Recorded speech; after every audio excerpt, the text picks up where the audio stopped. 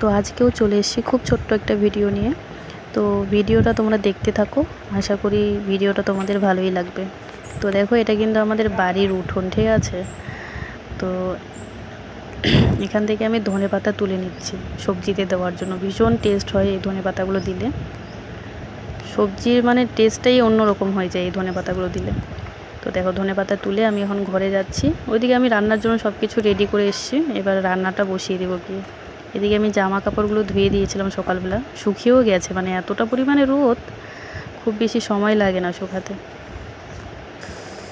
তো দেখো, এদিকে আজকে রান্না হবে মুসুরের ডাল আর বেগুন আর ছোলা দিয়ে সবজি, আর হচ্ছে কাঁকরোল সেদ্ধ করেছি, আর করব ডিমের অমলেট।